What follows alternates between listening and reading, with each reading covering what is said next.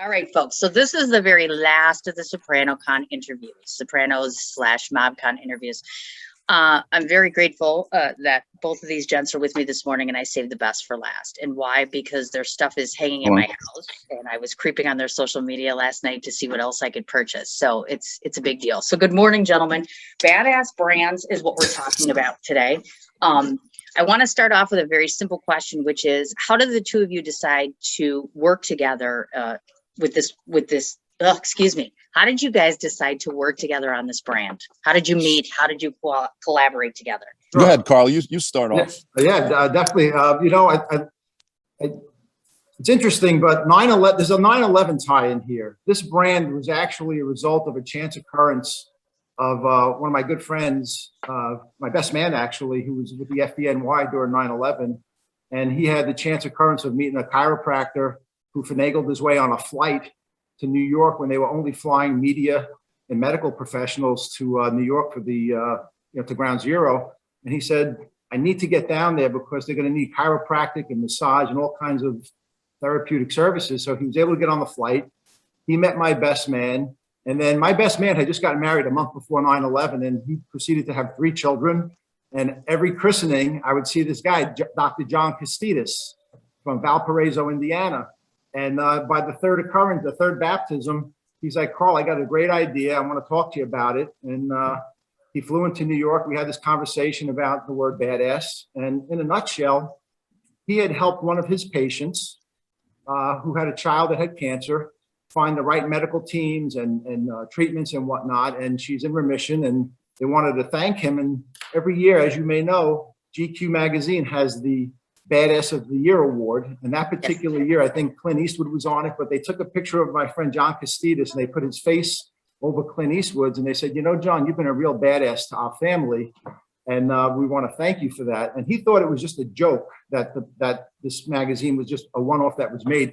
He didn't realize that the word badass on the cover of GQ is a real thing, and he realized that it meant good, not bad. And he asked his cousin, who's a lawyer, to look into if anybody had the registered trademark on the word badass for apparel, and the rest is history. We got the registered trademark, and then we wanted to have a face to the brand. And ironically, I met Federico on the set of a film on 9/11, 3 years after 9/11. And we hit it off then, and we've been friends ever since. And I had asked him, not then, but years later, I said, would you like to be the face of the brand? Because, you know, aside from being a badass artist and a badass actor, he's actually just a badass person. Oh, very cool. I thought he was perfect. That's awesome. Thank you, Carl.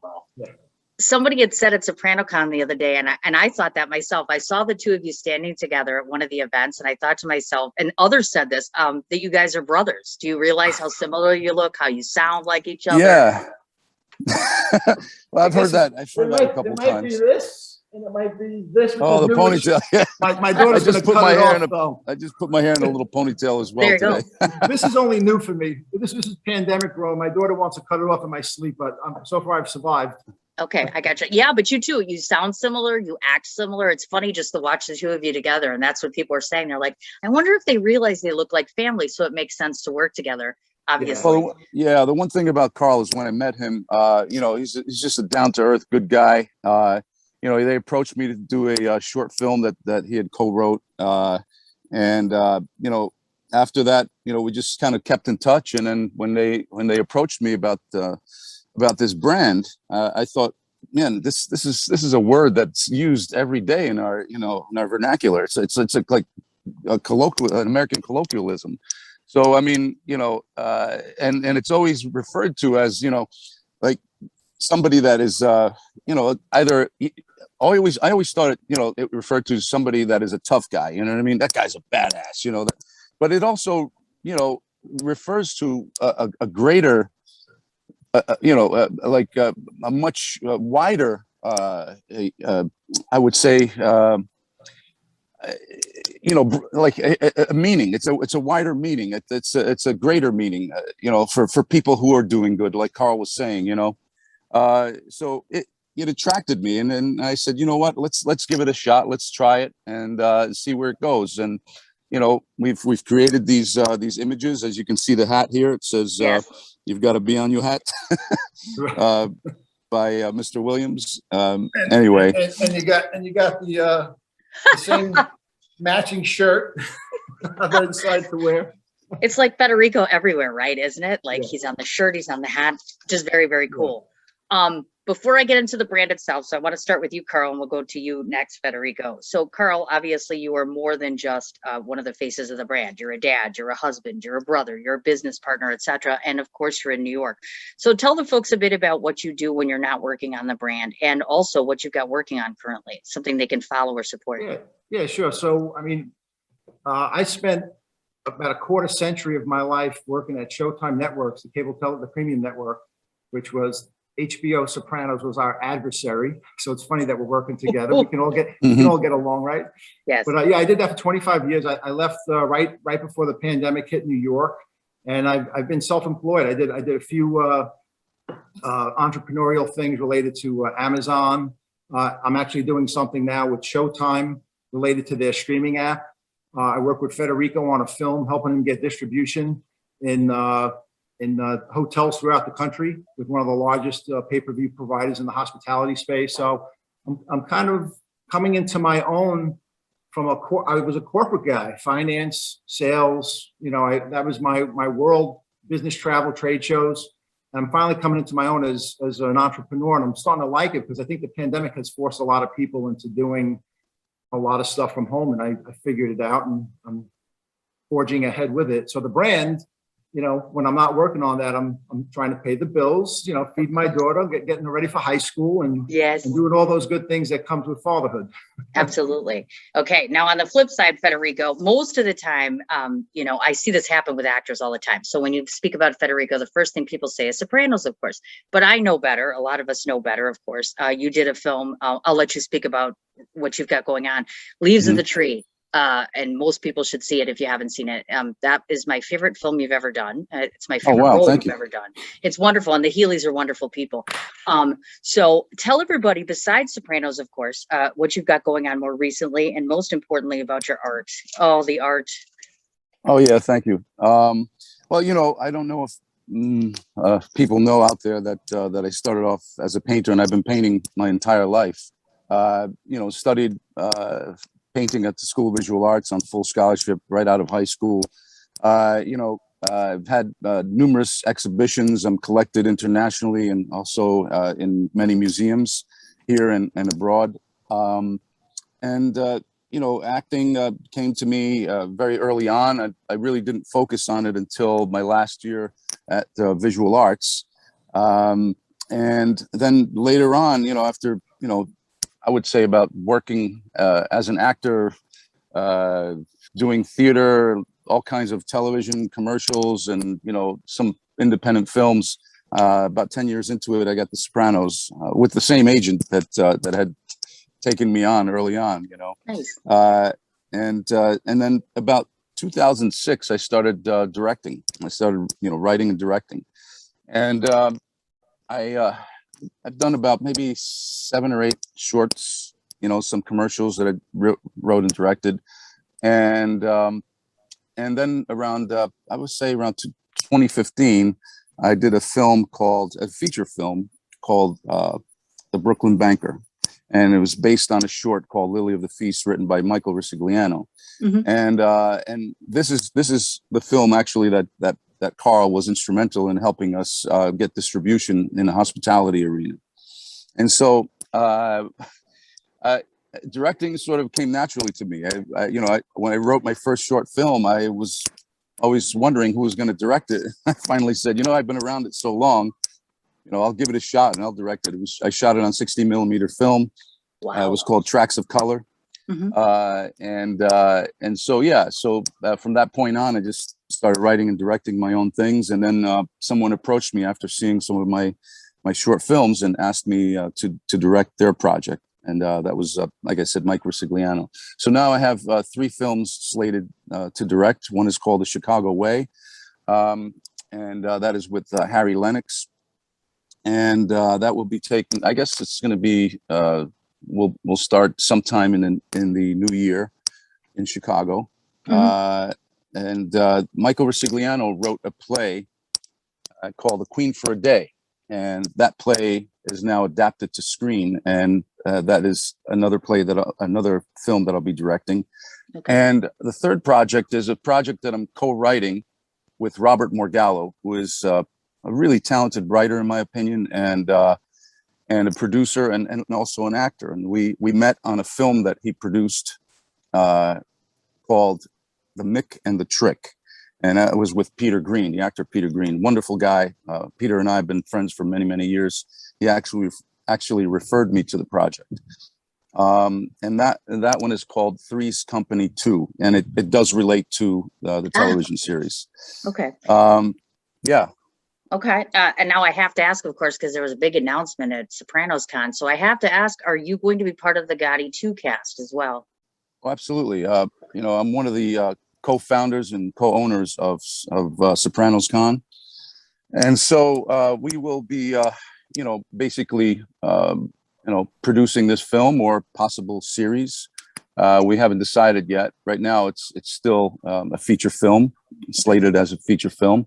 Armand Asante is a very good friend of mine for many years, and I brought Armand to virtual cons and to Sopranos Con and My Movie Con, and so we're working on this project. It's going to be very exciting because if it becomes a series, it could be, it could tell the story a lot more intensely and better.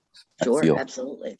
And for those of you that weren't at SopranoCon, let me just say, out of all the vendors and of course all the actors, and they were all absolutely wonderful. But I have to say, Federico's line, not only did it never seem to end, but you were so lovely. You literally greeted and took pictures with everybody. You were very cordial. You were very friendly, very, very nice. Very, very thank nice. you. Thank you. Very unlike Furio. Well, yeah. Well, it's the other side of Furio. It's the nicer side. Absolutely. It's the other badass side of Furio. Yes. No. The reason I mean, like, I've always been that way. I've never taken for granted the position that I've been put in by being on such an iconic show. Sure. I'm always very humble and very down to earth, and that's the way I've always been. I mean, people that know me from when I was a kid on 21st Avenue in Patterson, I feel that I haven't changed a bit, actually. And but the fans are very, very important to us. I mean, the fans are what makes us, what makes the show, and what keeps us going. And that's one of the things that we noticed in 2019 when we did Sopranos Con. We were expecting literally a couple thousand, maybe 3,000-4,000 people for the whole weekend, and really close to 18,000 people showed up. Lovely. And that was pre-pandemic, so we were really blown away by the response we got. And we realized that there is a whole new contingency of fans out there, younger fans, people that were too young to watch it 20 years ago, now are young adults, and they're like huge fans. They come up to me. There were actually a couple people that I noticed that were like, they were so young looking that I asked them, "Excuse me, mind me asking how old you are?" And they're both these two separate people, and they were both 16 years old. And I'm like, wow. I mean, we're getting 16-year-old fans out here. It's pretty cool. Yep, you betcha. Now, before we move on, I can't be remiss in asking the obvious, because I know your better half is an actress as well. So does she have anything coming up? Anything we should know about? She's pretty incredible. Yvonne is an amazing human being. She's working on several different projects. Some are health-related projects that she's produced in Germany. Several films that she's working on. One that will be coming up this fall in Germany as well, and I have a part in it. And that one is called Harold. It's a sort of a comedy, I guess. Gotcha. So she's working on quite a few different things. Gosh, look at that. What a powerhouse of talent there. That's awesome. Okay, I'm going to start off a bunch of questions about the brand. So Federico, I have to ask the obvious because you're a painter. Are any of these items at some point going to be your actual works put on a t-shirt or a hat or otherwise? Yes, I think so. I think we right now we're playing with the idea of partnering up with a company. And Carl, I haven't really kind of mentioned it in detail to Carl, but we will have conversation a little bit more in depth on partnering up with possibly Sopranos Con virtual cons. Nice. So yeah, maybe we can, get our brand out there a little bit more, get more visibility. And yes, I do plan on doing some original artwork. Gotcha. Now I note that so far you have two particular artists that you folks work with. And so my question to you is, when you sit down to try to figure out whose art should be on there, how do you determine that? What's the process for selection? Well, Carl, Carl, you take that. Yeah. So when the whole idea of Sopranos Con was evolving, and we realized we had the opportunity through Federico to be a part of it, I started going online and just did, Google searches, to the wee hours of the morning, every day, every week, until I found something I really liked. And I stumbled upon, the two artists that you saw on the, in the prints and on the t-shirts. The artist that is on one of the prints, the Badass Italian, that was a rendition of Federico when he was dancing with Carmela at the house when he came over here from Italy. And she always loved his character. If you look her up, you'll see how much, she really adores him. And she kind of changed the art a little bit. It wasn't exactly from the scene. She put the olive branches on it because it was, olives in Italy. And she wanted to give it like, that's his home, but now he's in America. Like, there's a whole story behind that piece of art. So I saw that and I liked it. And we selected that for print. The other art that we selected for both prints and t-shirts was an artist from Serbia, Rade. And he was incredible in just his style of the art. I felt that it was so different than anything else I had seen before. And he, it was a class project, that he had to choose a topic, and he chose the Sopranos, and he captured the likenesses of all the characters in a special way that I thought was kind of cool for a original t-shirt. Gotcha. Now I note that both artists are international. Was that intentional as well? No, it wasn't. It was just, I saw what I liked, and it didn't matter where they came from. It's kind of like, the whole concept of badass. Anybody, anywhere, from any corner of the world can be a badass, and they just happen to be a badass artist from Serbia and from the UK. I get you. Got it. Now I'm wondering, badass might just be female too. And I know there's Soprano characters that are female. Yes. So I was like, what's with the female love or lack thereof? So what's one really of the funny? artists is a female.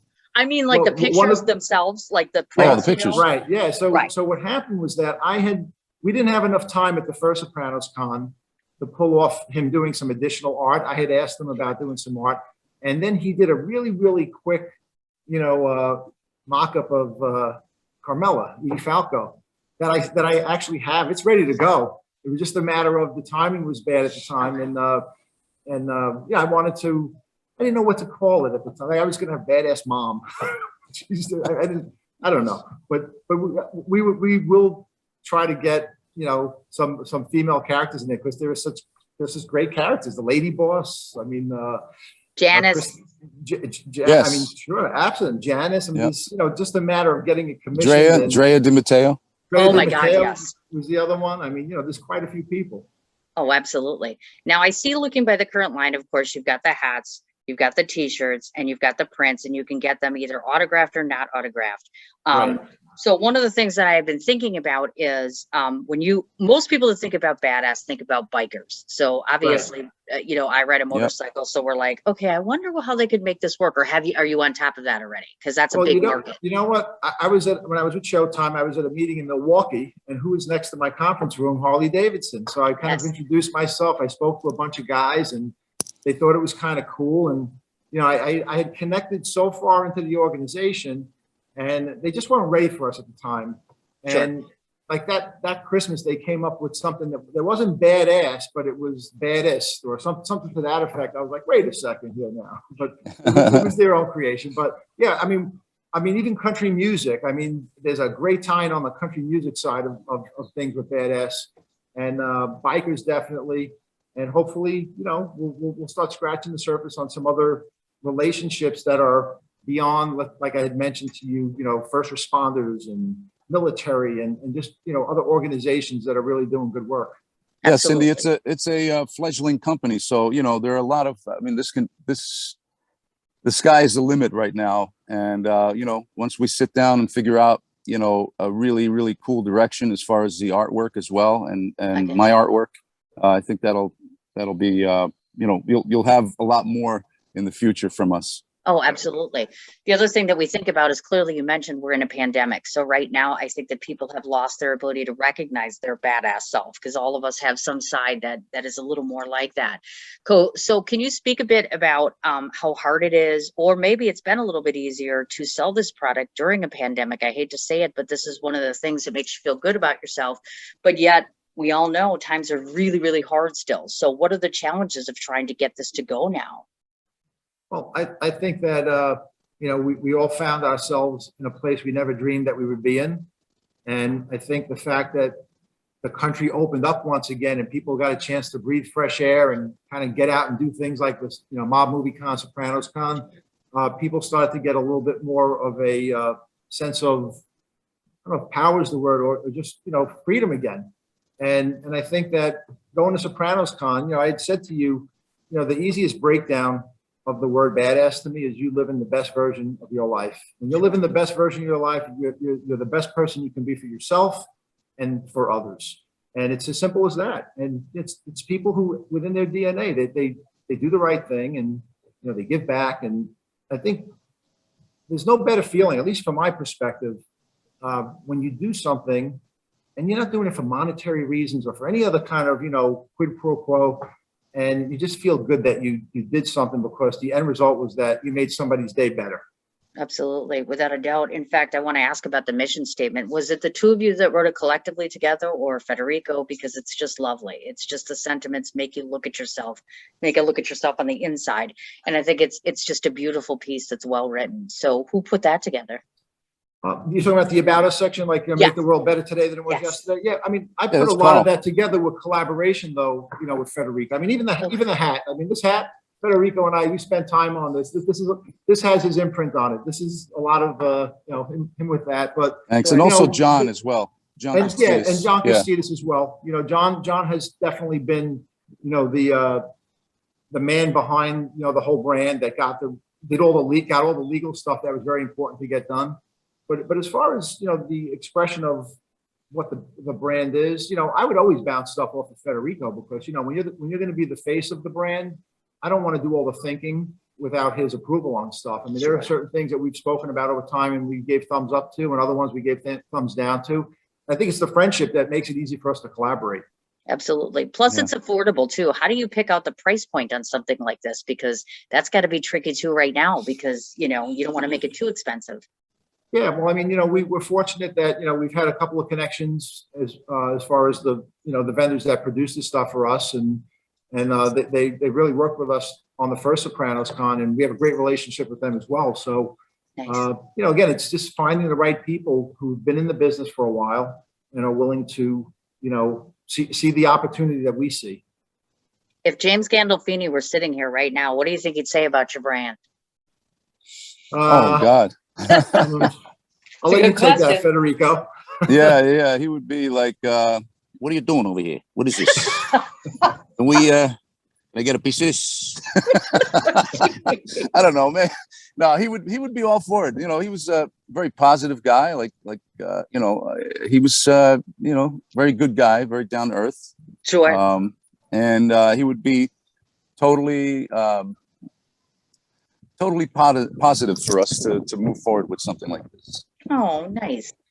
So now at present, I know you have Christopher, obviously Furiel, you have Paulie, you have Tony, and you have Junior, which are all on the different prints, of course, as well as the T-shirts and the hats. Will they extend out to the hats eventually too? Those prints. Yeah. I never really thought about the hats for images before, because I think as it gets smaller, you kind of lose the appreciation of the detail. But it's I mean, look, the technology with digital to garment printing and all other kinds of techniques out there, it's pretty amazing what can be done. But it's definitely we're with the right person to do it. Sure. That, they've been in business for since the 70s, and they have the latest technology at their facility, and something we could look at. Gotcha. So I only have two more questions for you fine fellows. I have to ask the obvious, and I'm guessing this is due to branding reasons, but your brand is BadAss, and of course, so you folks know it's BRANDZ, not just the normal spelling. Right. Why was that done? Well, I mean, the simple answer is that somebody else already had the S. Ah, I figured. So I say badass brands with the Z. The Z is the key if you want to get into the website, you know? Very, very cool. Very cool. So now if I were to ask you folks, for 2022, what is your goal in terms of the brand itself? What would you like to see happen? I'd like to see more people understand what the brand is about. That it's not just a word that's kind of cool, that, you know, that extends beyond just the word that sometimes is like in your face. I want to see, yeah, that's first and foremost, that people say, like, it resonates with people, that they say, oh, you know, my mom's a badass, my dad's a badass, or I'm a badass because, you know, I kind of do a lot of the things, you know, selflessly without even thinking. And you know, be bad, do good, you know, badass, just be one. It's a call to action. It's kind of, like I said earlier, it's, you know, in your DNA. And for people that maybe don't feel like they're a badass, they might discover that they are. And I think that's kind of cool when you really think about it. I think everybody has a little bit of something in them to give back. Sure. When you hear the word spoken, it's always in a positive way, and that's what I like. I like the fact that it's you know, has a positive meaning to it. Absolutely. Okay, so in closing, there's just a few quick things I want to say. First of all, I'll let everybody know, I just want to double check. You obviously have the website, which is badassbrands.com. I also know that you're on Instagram. Any place else to find you folks or to purchase? And I don't, not just online, but will you be somewhere in the near future where people can buy your products as well? You know what? We haven't really, I mean, if you're talking like brick and mortar or licensing in brick and mortar type stores, right, those are the types of conversations that, you know, we have to really have and figure out. I would love to be, you know, in a retail store with some of the products that we have and some of the other great ideas that I've created. I have a lot of creative that I just slapped together that I'm just dying to pull out of the my computer files from the last couple of years. I'm ready to purpose. So, you know, I think for 2022, we'll see a lot of that stuff come to fruition, you know, initially on the online store. And if we do have an opportunity to put it, you know, in some sort of, you know, retail store, yeah, I would like it to be, you know, a retail store that has, you know, wide reach across the United States where, you know, like if someone's walking into, you know, like a Marshalls or just a place that has pretty good distribution where they don't have to just get it online. Sure, absolutely. Cindy, I have a quick question for you. Were you at the Mob Movie Awards on Saturday night? I was. Okay. Now, I understand that you're affiliated with a film festival, right? I am affiliated. I have two film festivals, one that's coming up, the Shorty, and the big one. Yep. All right. So the Shorty, there was a film that I directed recently with Robert Morgallo, and we acted in it. And it was just kind of basically thrown in that night without any announcement, without anything. It was like when I heard the music, because I had been working on it with the editor, and I was talking to somebody. I'm like, wait a minute, that music is familiar. And I look up and I see it on the two screens, and you couldn't hear anything because everybody was talking and the lips were out of sync. Oh, my God. It was just for a filmmaker, for director. It was I'm telling you, I was like I had a pit in my stomach. But it's something that I would love to send you. It's a 6-minute short. Yes. And we would love to see if it's of any interest to you down the road for one of your festivals. Well, ironically, as luck would have it, just because we're finishing this interview, if you guys had been on my radio show, you'd know that I'm infamous for surprising people all the time.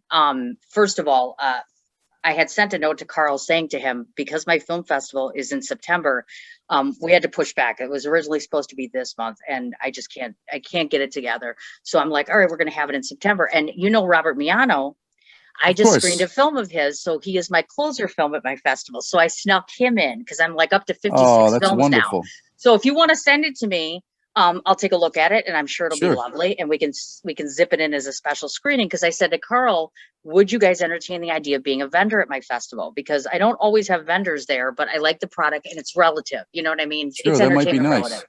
So yeah, so you could send me the film. You guys could vend if you wish. In the meantime, I did just take the opportunity because I am in Milwaukee, Wisconsin, and I do ride a Harley Davidson. So I went to talk to friends. Oh, that's awesome. as luck would have it, I have 3 dealerships that are interested in housing your product as is. Now you Oh my guys can do the God, legwork on that fantastic. if you want. That's all up to you. I'm just the facilitator. Like, here's the thing. Go ahead and do it. So if you want to entertain that idea, we can certainly talk about that. And I would absolutely love to entertain that. I'll screen the film. I wouldn't be surprised at all if I screened it. And more importantly, we're trying to squeeze in a John Gallagher tribute this year because he was my mentor.